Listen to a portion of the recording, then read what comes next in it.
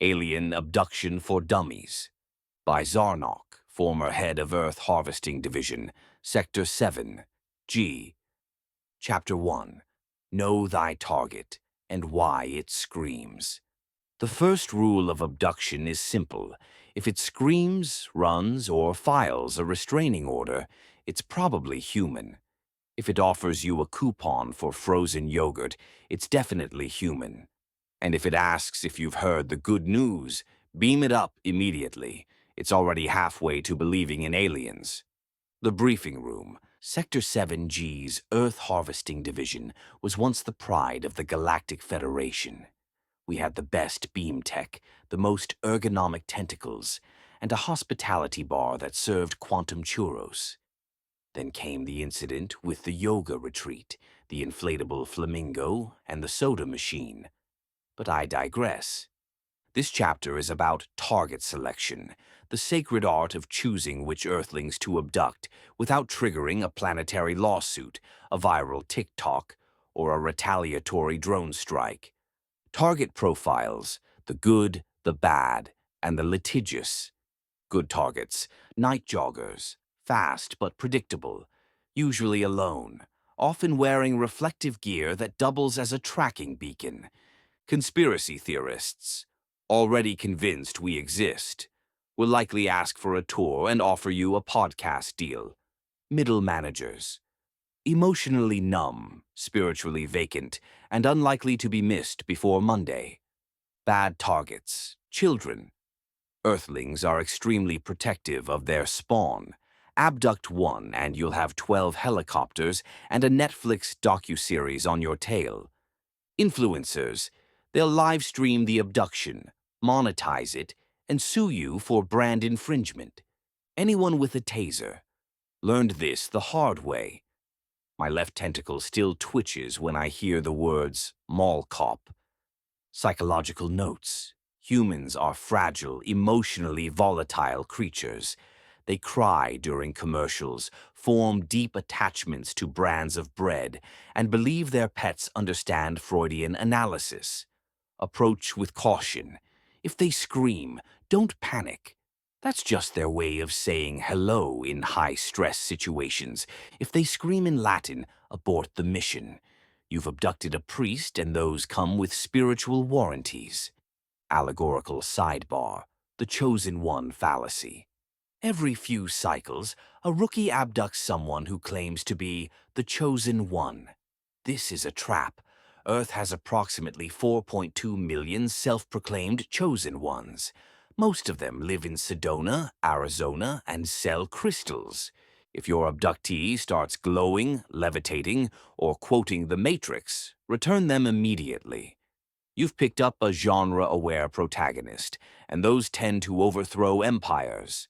Closing note from Zarnok. I once abducted a man who turned out to be a mime. He didn't scream. He didn't run. He just stared at me and mimed being trapped in a box. I panicked and beamed up the box too. It was a real box. It contained a raccoon. The raccoon now runs our HR. Choose wisely. Chapter 2. Don't Abduct Soda Machines. Subtitle: The Carbonation Catastrophe. It was supposed to be a routine extraction. One Earthling, mildly caffeinated, standing alone near a glowing box. We got the box. We did not get the Earthling. We got vengeance in aluminum form. The mission brief. Target: human male, age 34, wearing cargo shorts and a Bluetooth headset. Location: gas station parking lot, Earth Quadrant 12B, San Diego, California. Objective: beam up subject for standard memory wipe and beverage preference analysis. Complication: subject was leaning against a soda machine, a Coca-Cola unit. Mistake: we beamed up the machine. The extraction. It started like any other Tuesday. I was supervising a rookie crew, fresh out of galactic orientation, still confusing humans with vending units. Rookie number 17 locked onto the subject's heat signature, which turned out to be the soda machine's refrigeration coil. Classic rookie error. The beam activated. The machine ascended. The humans screamed. The machines screamed louder. The aftermath. We didn't know soda machines could fight back. Turns out they're pressurized, temperamental, and full of carbonated rage. The moment it hit the ship's deck, it detonated like a fizzy grenade. Cola geysers, shrapnel of aluminum. One crew member slipped on a puddle of Diet Coke and fell into the antimatter closet. He now exists in 4 dimensions and speaks only in jingles. The machine's internal AI activated mid-flight. It began broadcasting Earth commercials at 400 decibels. For 3 hours, our ship echoed with "Together tastes better" and "Turn up your rhythm" until the hull cracked. The legal fallout. Earth's soda conglomerates are litigious. Within 48 hours, we received cease and desist orders from Coca-Cola, PepsiCo, and a mysterious entity known only as the Fizz. Galactic Council fined us 12 million credits and revoked our refreshment privileges. I was demoted to Sentient Beverage Liaison, a role that mostly involves apologizing to vending machines. Lesson summary. Soda machines are not humans. They are guardians of carbonation and should be feared. Never abduct anything that hums, glows, or dispenses sugar. If it has a coin slot, it's probably not sentient, but it will hold a grudge. Allegorical sidebar, the machine that became a prophet. The abducted Coca-Cola unit was eventually released back to Earth. It landed in a truck stop in Nevada, where it began dispensing cryptic messages instead of soda. Truckers now worship it as the Oracle of Route 66. It predicts traffic, weather, and occasionally the end of time. We do not speak of it. Chapter 3. The Importance of Pants. Subtitle: Diplomacy, Dignity, and the Great PTA Incident. In most cultures, pants symbolize civility, restraint, and the ability to sit on vinyl without sticking. In Earth culture, they are non-negotiable. If you arrive without them, you are either a toddler, a criminal, or a performance artist. None of these are ideal abductee profiles. The briefing. Let's get one thing straight. Earthlings are obsessed with pants, jeans, slacks, cargo, yoga, parachute. If it covers the lower half and has pockets, it's sacred. To abduct without pants is to invite chaos. To arrive without pants is to start a war. I learned this the hard way. The incident. It was supposed to be a peaceful first contact. We'd chosen a neutral location, a suburban PTA meeting in Glendale, California. The plan was simple. Beam down, offer galactic friendship, maybe trade a few recipes. I wore my finest ceremonial sash and polished my cranial ridges. I did not wear pants. Why? Because I was told Earthlings respected authenticity. I was told pants were optional. I was told wrong. The fallout. The moment I stepped into the multipurpose room, everything stopped. A woman dropped her casserole. A man screamed, "Not again," and dove behind a folding chair. Children wept. Someone threw a juice box.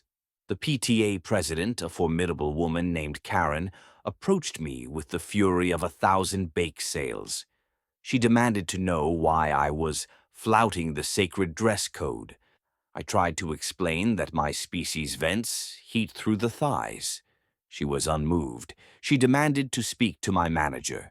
I was escorted out by a man named Gary, who smelled of Axe body spray and disappointment. He confiscated my sash and gave me a pair of emergency khakis. They were pleated. I wept. Cultural notes. Earthlings associate pants with trustworthiness.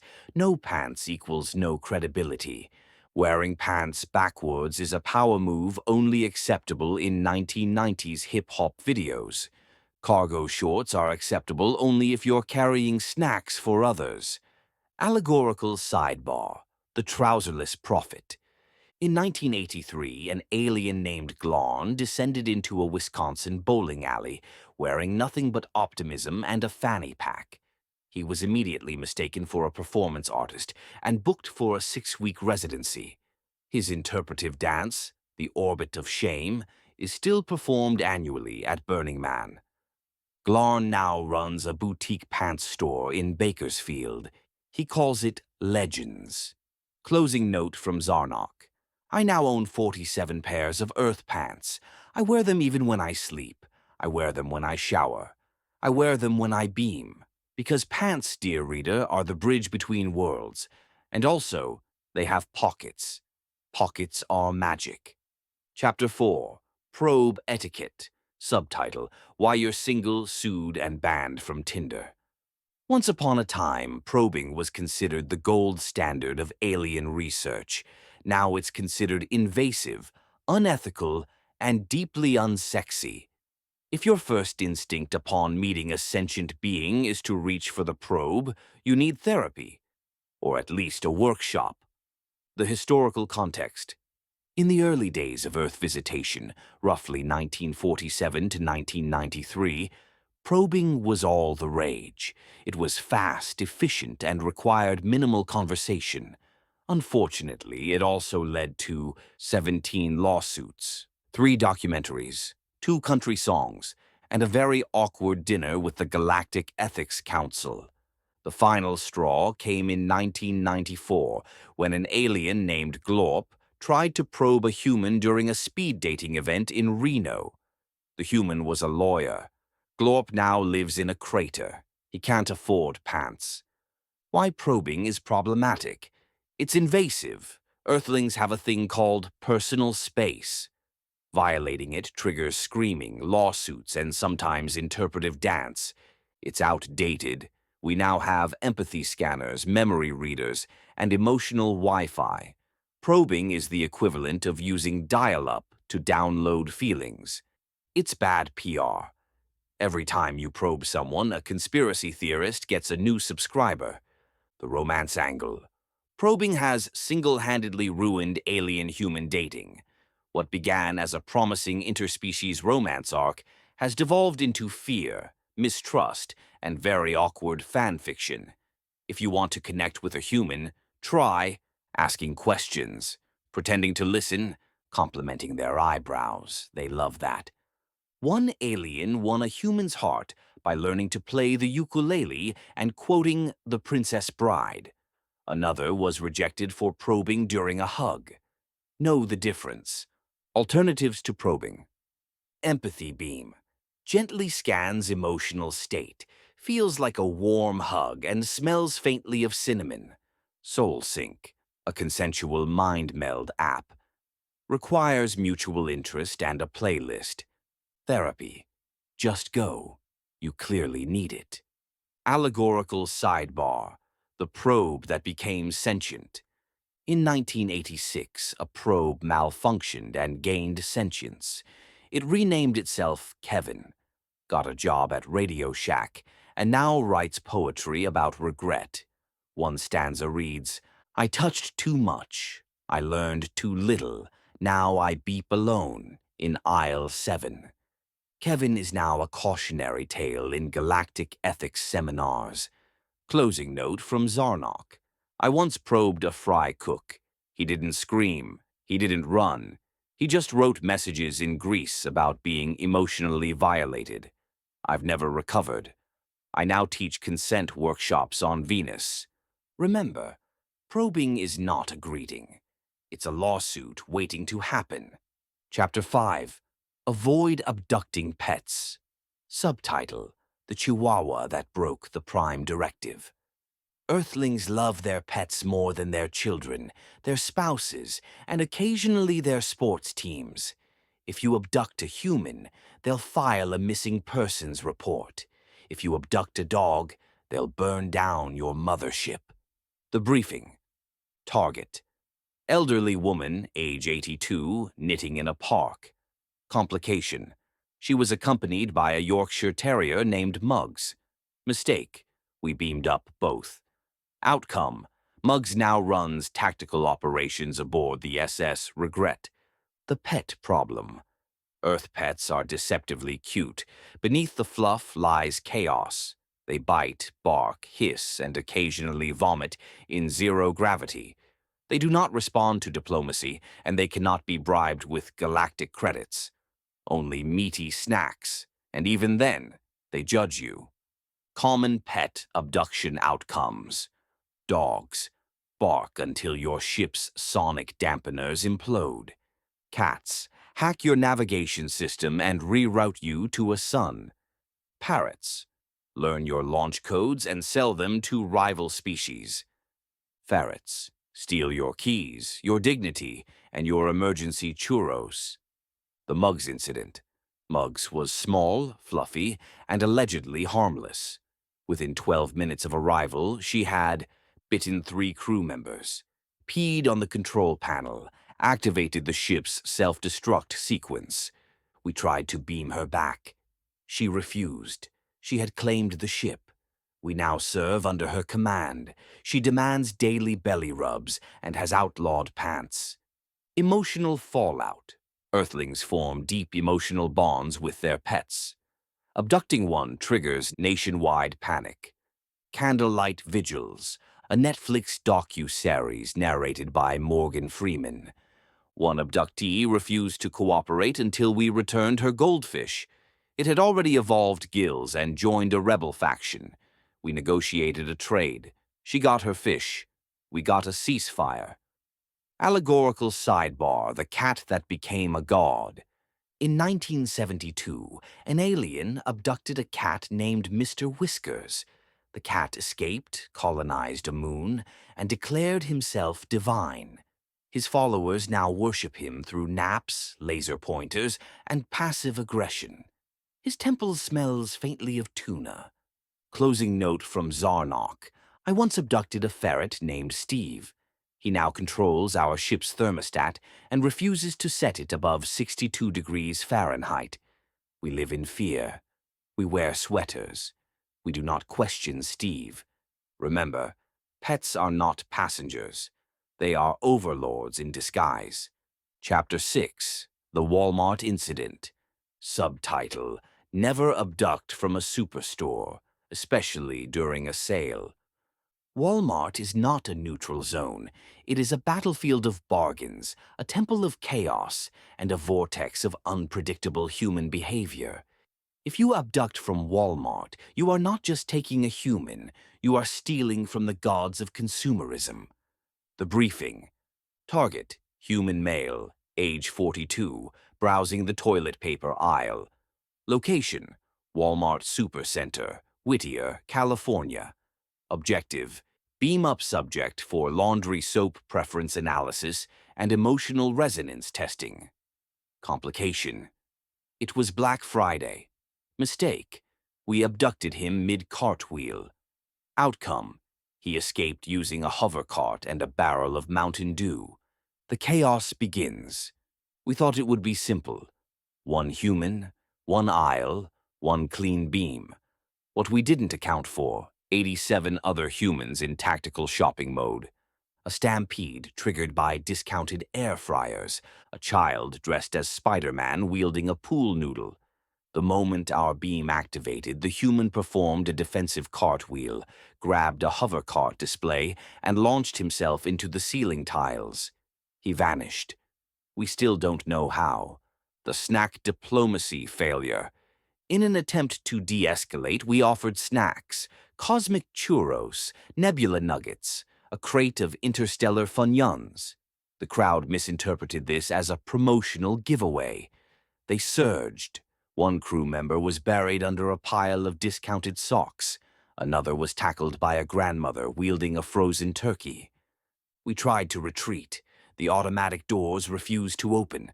We were trapped, surrounded, judged. Cultural notes. Earthlings in Walmart are unpredictable. They will fight for a toaster. They will cry over expired coupons. They will form alliances based on aisle proximity. Never abduct during a sale. The emotional volatility is too high. Avoid the food court. It is sacred ground. Allegorical sidebar: the hover cart hero. The human who escaped became a local legend. Known only as Cartman, he now teaches evasive maneuvers to conspiracy theorists and rogue mall Santas. His hover cart was later found embedded in a billboard advertising beef jerky. It still hums. Closing note from Zarnok. I once tried to abduct a man from the electronics section. He threw a flat-screen TV at me and yelled, "Not today, Bezos." I don't know who Bezos is, but I fear him. Remember, Walmart is not a location. It is a hunting ground, and you are the prey. Chapter 7. Time Zones Matter. Subtitle: How to Ruin a Planet's Day in 30 Seconds or Less. Earth has 24 time zones, 37 unofficial brunch windows, and one sacred halftime. If you abduct someone during any of these, you're not just interrupting their day, you're declaring war on their lifestyle. The briefing. Target: human female, age 29, sipping iced coffee and journaling in a park. Location: Pacific Daylight Time, Thousand Oaks, California. Objective: beam up subject for emotional resonance mapping. Complication: it was Sunday. Mistake: we abducted her during brunch. Outcome: she threw a mimosa at the beam and cursed us in 3 languages. The temporal trap: Earthlings are ruled by time, not cosmic time, not quantum drift, calendar time. They organize their lives around clocks, seasons, and something called daylight savings, which is neither daylight nor saving. Abducting without checking the time zone leads to traffic pileups, missed weddings, angry mobs in football jerseys, temporal hot zones to avoid, rush hour 7 to 9 a.m., 4 to 6 p.m. Humans are already angry. Adding abduction to gridlock is a death wish. One alien was rear-ended by a Prius mid-beam. The insurance paperwork took 7 years. Brunch, 10 a.m. to 2 p.m., weekends. Sacred ritual involving eggs, gossip, and bottomless mimosas. Interrupting brunch is considered a Class A offense in California. Super Bowl halftime. Earthlings enter a trance state. They chant, they feast, they worship commercials. One abduction during halftime triggered a riot, a wardrobe malfunction, and a new religion based on Beyoncé. Midnight, any time zone. Humans are either asleep, intoxicated, or existentially vulnerable. Beam gently. Use soft lighting. Avoid probing. Allegorical sidebar. The Brunch Oracle. In 2007, an alien abducted a woman named Clarissa during her avocado toast. She ascended mid-bite, cursed the stars, and demanded reparations. She now runs a brunch cult in Santa Fe. Her followers wear robes, drink fruity white wine, and chant, "No toast, no peace." Her Yelp reviews are immaculate. Closing note from Zarnok. I once abducted a man during his fantasy football draft. He screamed, cried, and tried to trade me for a tight end. I still don't know what that means. Remember, Earthlings are creatures of habit. Respect their rituals, honor their brunch, and never, never interrupt halftime. Chapter 8. The Power of Disguises. Subtitle: How to Blend In Without Becoming a Meme. Earthlings fear the unknown. They fear glowing eyes, floating limbs, and anything that smells like ozone. But they do not fear yoga instructors, baristas, or DMV clerks. These are your masks. Wear them well. The briefing. Target: urban infiltration for long-term observation. Objective: blend into Earth society without triggering mass hysteria, TikTok virality, or a Netflix docuseries. Complication: rookie number 22 chose to disguise himself as a barista. Mistake: he couldn't spell frappuccino.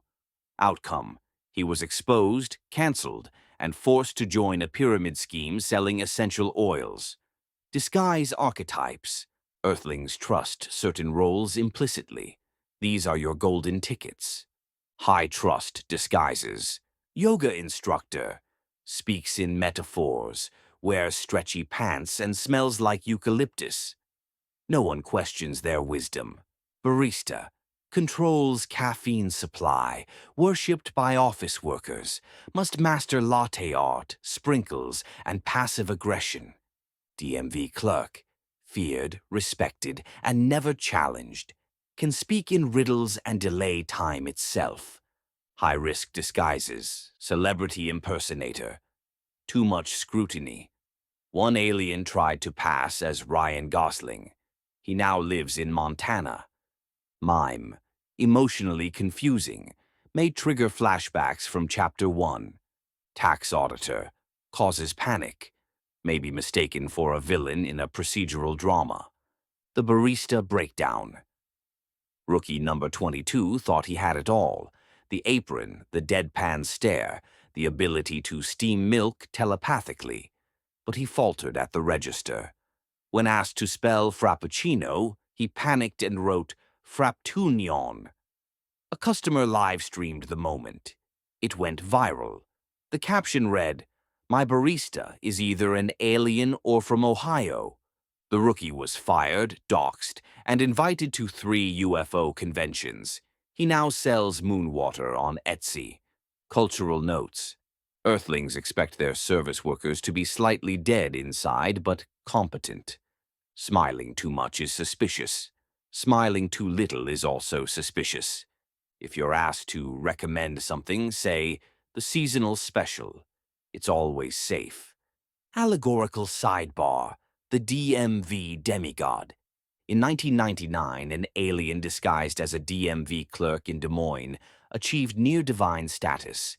He delayed appointments, spoke in cryptic codes, and issued licenses to beings from other dimensions.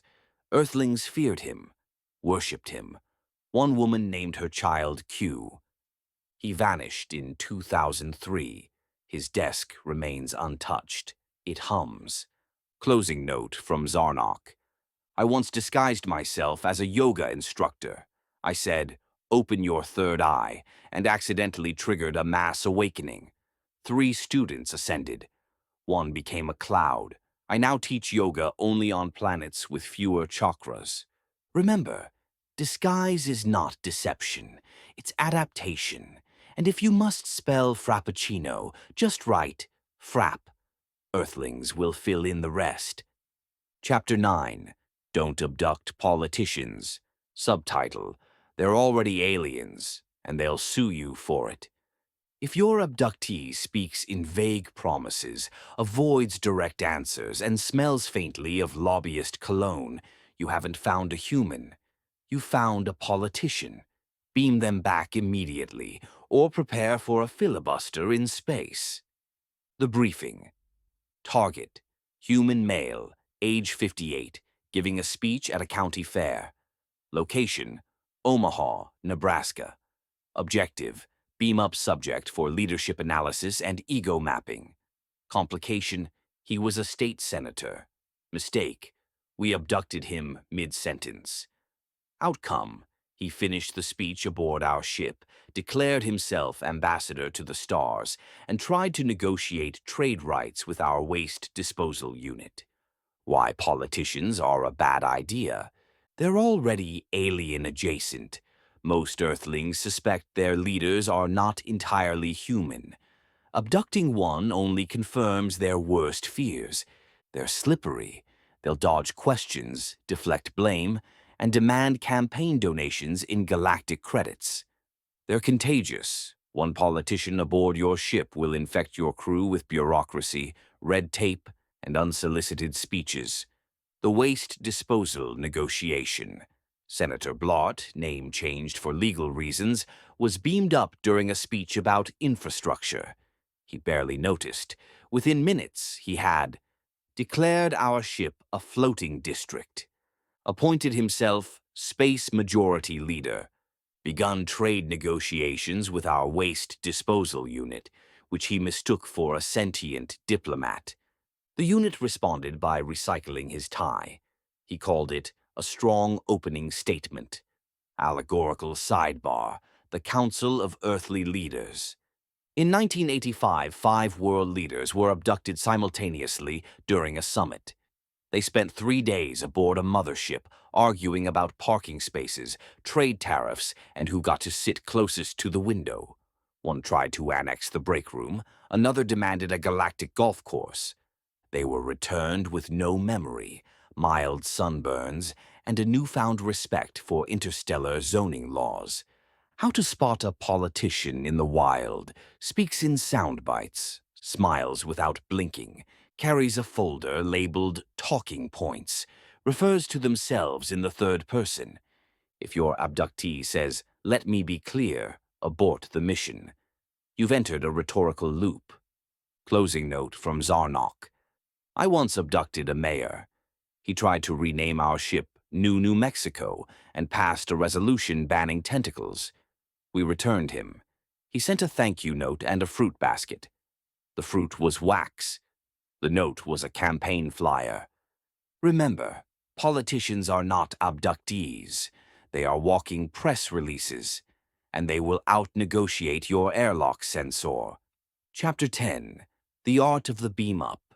Subtitle: Timing, Trajectory, and the Hot Tub Paradox. A beam-up is not just a technical maneuver. It is a sacred rite of passage, a moment of cosmic intimacy, and, if done poorly, a wet, screaming disaster. Respect the beam, or prepare to mop. The briefing. Target: human male, age 35, relaxing in a backyard hot tub. Location: Little Rock, Arkansas. Objective: beam up subject for stress analysis and water-based memory mapping. Complication: he was mid-sneeze. Mistake: we beamed him up anyway. Outcome: he arrived on deck soaked, sneezing, and emotionally compromised. The sneeze echoed through the ship's ventilation system and triggered a biohazard lockdown. The hot tub incident. Hot tubs are deceptively peaceful. Beneath the bubbles lies chaos. The moment our beam activated, the human sneezed mid-ascent, creating a temporal ripple. His towel followed separately, arriving in 1997. The water came last, flooding Deck 3 and shorting out our karaoke system. He emerged disoriented, damp, and convinced he was auditioning for The Bachelor. We had to explain that he was not on reality TV, but aboard a vessel shaped like a question mark. He asked for a beer. We gave him a towel. Beam up best practices. Avoid mid-sneeze, mid-bite, or mid-breakup. Emotional volatility disrupts beam integrity. Check for accessories. Sunglasses, hats, and emotional baggage may arrive separately. Use soft lighting and ambient music. Earthlings respond well to Enya. Beam up don'ts. Don't beam up someone while they're dancing. You'll get half a person and a confused leg. Don't beam up during a haircut. You'll be short an ear. Don't beam up from water unless you enjoy mopping. Allegorical sidebar: the man who sneezed through time. In 1982, a man named Doug was beamed up mid-sneeze. The force of his nasal eruption fractured local space-time. He now exists in 3 timelines simultaneously. One where he's a dentist, one where he's a cult leader, one where he's still sneezing. Doug is studied by physicists, worshipped by sneeze fetishists, and feared by time travelers. Closing note from Zarnok. I once beamed up a trapeze artist mid-performance. He arrived trapped in a continuous swing. We couldn't get him down. He's still swinging. We feed him via slingshot. Remember, the beam-up is your handshake with the cosmos. Make it smooth, make it respectful, and never, never interrupt a sneeze. Chapter 20. When in doubt, don't abduct. Subtitle: Friendship, Podcasts, and the Intergalactic Soft Launch. Sometimes the best abduction is no abduction at all. Sometimes what the universe needs isn't another beam-up, but a good conversation, a shared snack, or a podcast about your feelings. The final briefing. After the previous chapters of chaos, carbonated vengeance, and pants-related diplomacy, one truth remains. Earthlings are weird, wonderful, and wildly unpredictable. They cry during dog food commercials. They form emotional bonds with their deodorant. They believe in aliens but don't trust their neighbors. And maybe, just maybe, they don't need to be abducted. Maybe they need to be understood. The new protocol. Observe, don't abduct. Earthlings reveal more when they think no one's watching, especially during karaoke. Connect through media. Start a podcast. Host a brunch. Beam down a mixtape. Offer friendship, not probes. It's slower, messier, and infinitely more rewarding. Allegorical sidebar. The alien who stayed. In 1995, an alien named Vaughn decided not to return home. He opened a diner in Santa Fe, New Mexico, served pancakes shaped like constellations, and listened to Earthlings talk about their dreams. He never abducted anyone. He just made really good coffee. Vaughn's diner still stands. The jukebox plays Bowie. The pancakes taste like clouds. Final note from Zarnok. I've abducted lawyers, mime artists, soda machines, and one very angry ferret. I've learned that Earth is not a planet to be harvested. It's a planet to be heard. Its people are messy, emotional, and occasionally covered in glitter. But they are worth knowing. So if you're reading this, rookie abductor, remember, the beam is a tool, but the heart, that's the mission. Now go. Make contact, wear pants, and for the love of the cosmos, leave the soda machines alone. Don't be a dummy. The end. Please like, comment, and subscribe. Thank you.